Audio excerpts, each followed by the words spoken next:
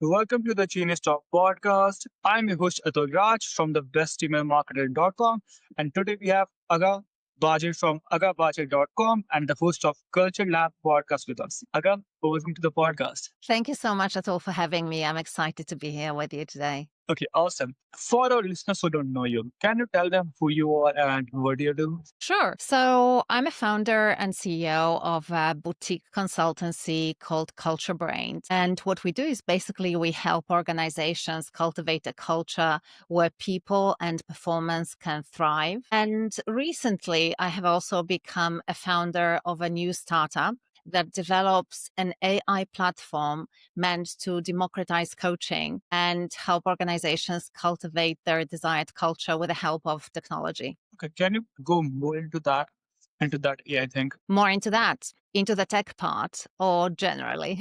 Like generally, how it helps coaches, coaching. Sure, yeah. So I'll start perhaps with what we have been doing up until the point where I felt it's kind of necessary to be able to scale that. So traditionally, my consultancy, and I think a lot of consultancies would basically go into a client organization and help them figure things out and hopefully and ideally also implement it. However, usually these engagements have a deadline. It has a duration, but then there comes a point where your engagement with the client finishes. And very often, unfortunately, what happens beyond that point, especially when it comes to implementing the stuff that you have designed for them or helped them with, is that they get caught up again in this nasty little thing called reality that kind of makes them fall back on their old habits. And so I realized that ideally, if we could design the world where things would work perfectly, we would stay there with the client throughout so that they can actually develop these new habits and these new behaviors. And even more ideally, we would like to be there with them in the flow of work. So not through meetings and sessions and workshops, but ideally in their pockets where they have access to the wisdom that they need right when they need it. And so what we realized is that unfortunately, there are certain constraints to that when you talk about human to human interactions. Being able to provide that kind of support to every single person in the organization would be extremely resource intense, and that includes money as well. So probably there are no organizations really in the world that could afford this, supporting their employees 24/7. And, especially when it comes to the entire employee population, some senior executives, they have access to executive coaching, but most people don't. And so we thought, what if we created a tool that behaves like a human coach and can help you navigate the complexity of your workplace and help you show up in a more effective way by having conversations with you, but also really getting to know you and understanding your strengths and your weaknesses and where you need to develop, and then kind of accompanying you throughout your day. So for example, you might be driving to work on Monday morning, stuck in traffic, and you remember, oh, I have this meeting at 9:30 and I haven't really prepared and I need to communicate this difficult message to my team. So what you can do in that moment is you can ask our coach, our AI coach, whose name is Chi, by the way. And Chi in Japanese means wisdom. So you can say, hey, Chi, I'm driving to work. I have this meeting with my team at 9:30 today. And I need to tell them that we're actually killing the project that they've been working on for the past 5 months because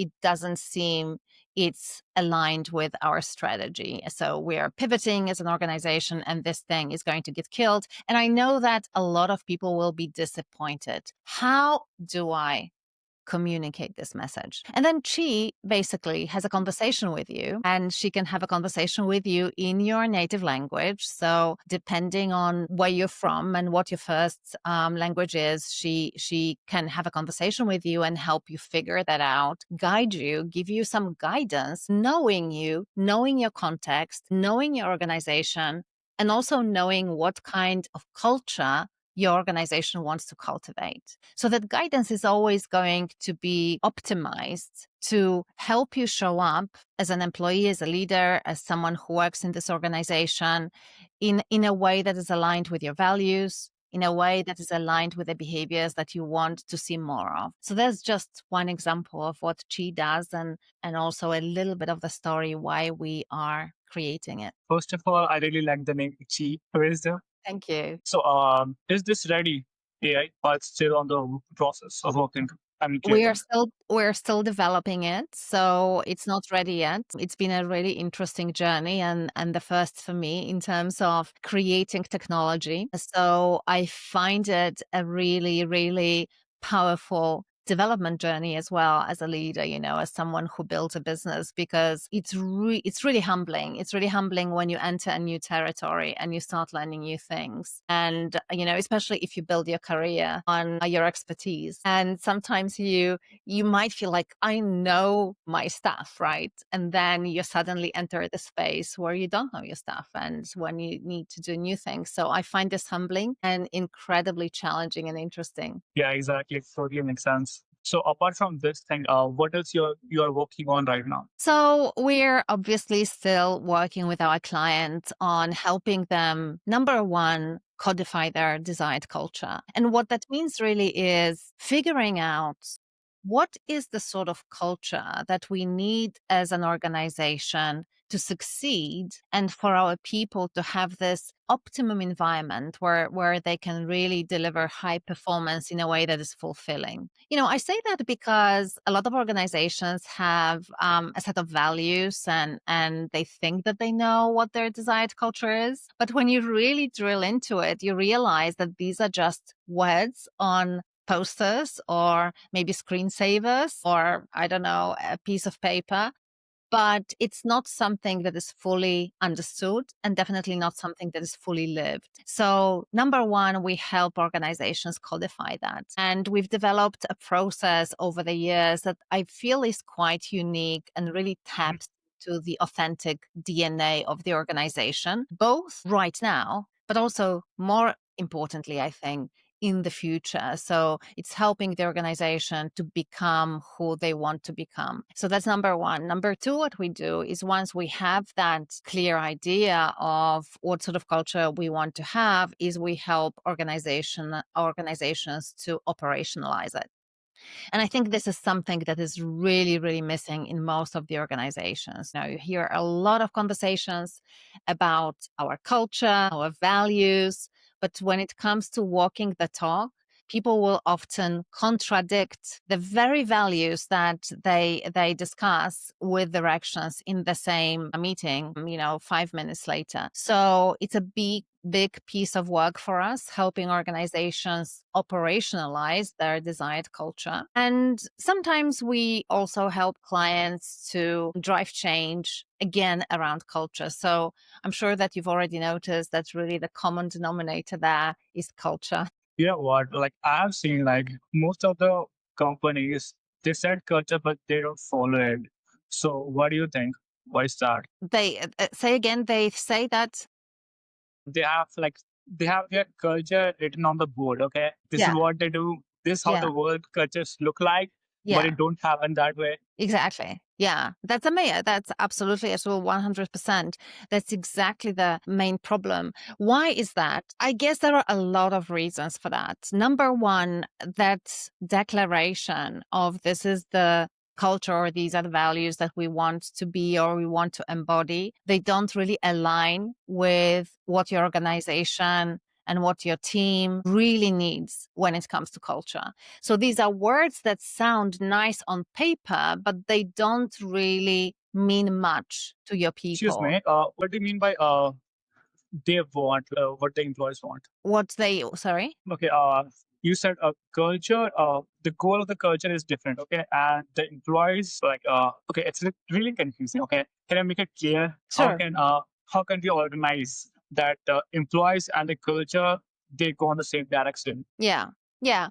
So first of all, it shouldn't be something that is being done to people. So you can't just say, from now on, we are really going to be innovative, or we are going to challenge the status quo all the time. It has to be something that the employees were involved in. So really identifying what helps us be successful, both what helped us be successful in the past, what helps us be successful now, and what will help us be successful in the future. The employees, or at least some representation of your employees, need to be a part of the process. And how we do that is by engaging people in conversations and collecting stories, both from the past and from the present, and even stories from the future, where people actually envision what kind of company are we building? What is success like to us? And then we ask the question, what will it take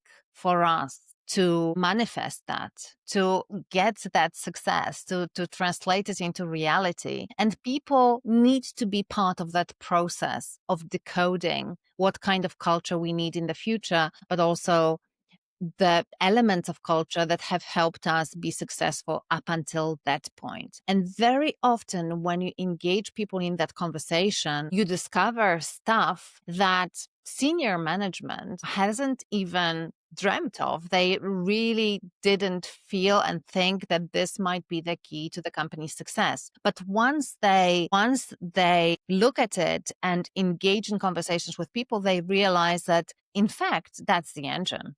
And in fact, that is indeed what is helping our teams to be successful.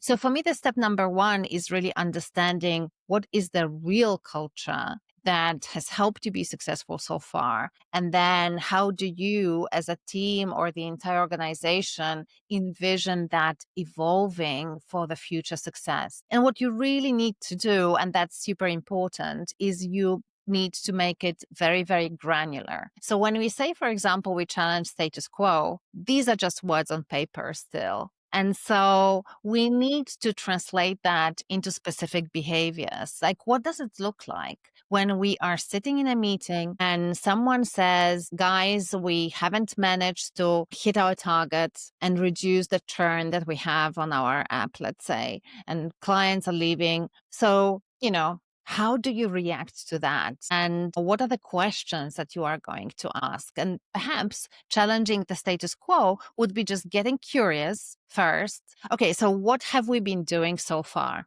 to reduce churn of our customers, and exploring that? And once we know what we're doing, then challenging the ways that we have been going about that, asking questions and thinking, is there a better way? And what would be those better ways to accomplish that, instead of just accelerating and doing more of what work, which very often happens in organizations. Okay, so at what time a company should start focusing on culture? Because right now I have 9 members in my team, so including me, we are 10. So should we start working on the culture right now or after 2030? Yeah, this is such a good question, and I'm glad that you are asking it at the size of the company.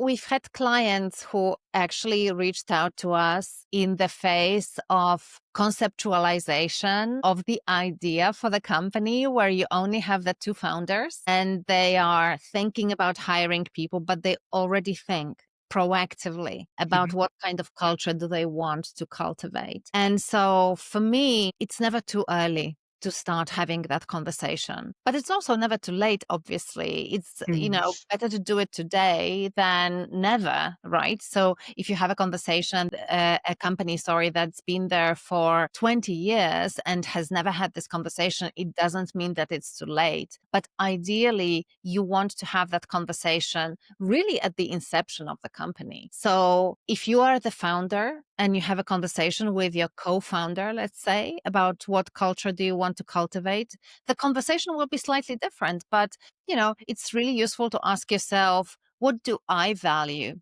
What do you value? How does it look like when it comes to creating a team? How does it look like when it comes to making decisions together about our business? What are we willing to compromise And what are those things that are non-negotiable for us when it comes to our values? What kind of people do we want to hire and why, and what kind of values do we want the people that we hire to have? Even before you hire someone, it's incredibly important to know what are you optimizing for? Are you looking for mavericks, people who can solve problems and who are resourceful and who never say this can't be done? Or are you looking for people who can execute on a process that you have designed? These are really different profiles. And so you need clarity really early on, because what happens very often in startups is, you hire your first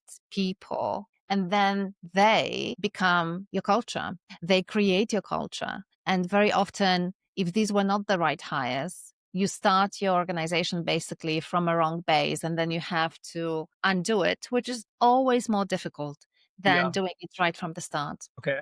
Can you share a recent case study where you have the company with their culture? A company with what? Can you? Okay. Okay. Can you share a recent success story where you have the company with their culture? Sure. So let me think about a specific client recently. So we had an organization, it's a tech organization in Europe that has grown exponentially over the period of the past 3 years. What that meant was um, business success. Obviously, they had a product that started selling really well, and they started hiring a lot of people and growing the business through customer acquisition very, very rapidly. In order to be able to support the growth, the business growth that they had, they really needed to move super fast. Mhm. So basically, they grew from approximately 80 people to 500 people in 2.5 years. And what that resulted in is a major, major crisis, because they found themselves in a situation where the majority of the employees, the majority of the team, did not understand what made this company so successful in the first place. They did not understand what was the unique value proposition of this company. Each of these individuals brought their own baggage to that organization. And so basically what they ended up with is a mishmash combination of different cultures, things that people brought in, and they completely diluted the culture that made them successful. And so basically, this is where they dialed our number and called us in and say, hey, we have a problem. Our people are really not getting it. And there are a lot of them, and it's very, very hard to maintain the performance and the growth that we had. And so what we did to start with is we helped them really put an X-ray to that initial culture that they had, that they believed made them so successful in the first place. So we've identified what are the key behaviors and values, and what was the profile of a great leader and a great colleague that brought them the success that they initially had. And we codified that. So we really created a culture playbook. Once we did that, we identified people within the organization who had a lot of influence and a lot of trust with the teams, and who displayed to a great extent those desired behaviors and those desired values. And we worked with them to help activate them as culture ambassadors. So as people who will display those behaviors that made the company successful. For example, when someone says, this can't be done, or I have too much on my plate, I will not be able to do that. The role of these culture ambassadors was to role model the kind of behaviors that would help cut through that and help them move in the right direction. For example, okay, and if it was possible to solve this problem, what could be possible solutions? So really opening things up instead of closing them down. It was about bringing all those behaviors to life across the board through this group of culture ambassadors. And what happened with this organization is they had a major, major crisis where their business felt like it was going downhill. They lost a lot of clients because they were not able to deliver the level of customer service that was expected.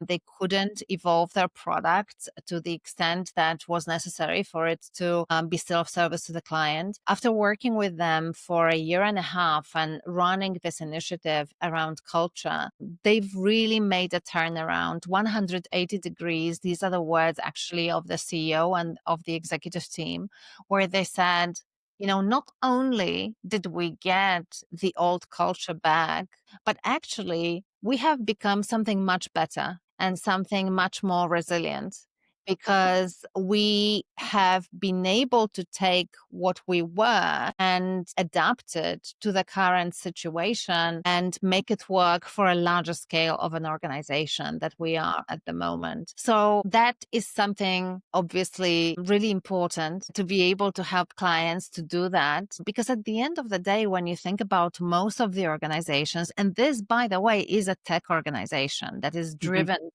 by tech. At the end of the day, it's still predominantly people, sometimes augmented by AI, people serving people at the end of the day. So if your culture and if your people cannot show up at work in the way that is needed, then your business is not going to be able to have high performance. Yeah, that totally makes sense.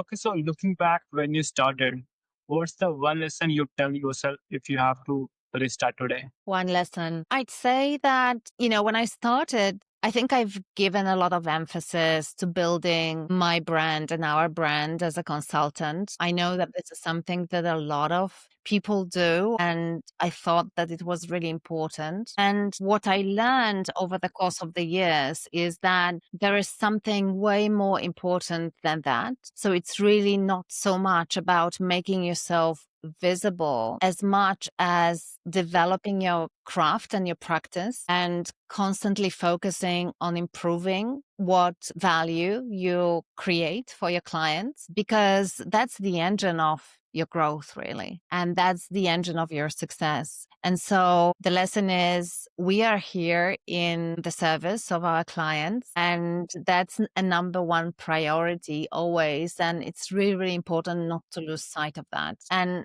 I think these days, especially with social media, it's so easy to fall into that trap of just chasing visibility and the metrics that really are not directly linked to how you are creating value for your clients and how you are helping organizations and people in those organizations. So I think for me, that's the biggest lesson. And the way I practice it is I make sure that if not every day, then definitely every week, every second week, the latest, I review what we've been doing so far. And I have a session with my team where we think about, are we delivering the value that we want for our client, and where could we get better at that? So for me, my entire consulting practice is an iterative process where you never arrive, you never get the perfect product or the perfect service. You always reinvent yourself and you always improve. And my assumption is, you never arrive. There's no such place as I've arrived and I got it figured out. You really keep working. Exactly. I think when we think about, being perfect, we stop improving.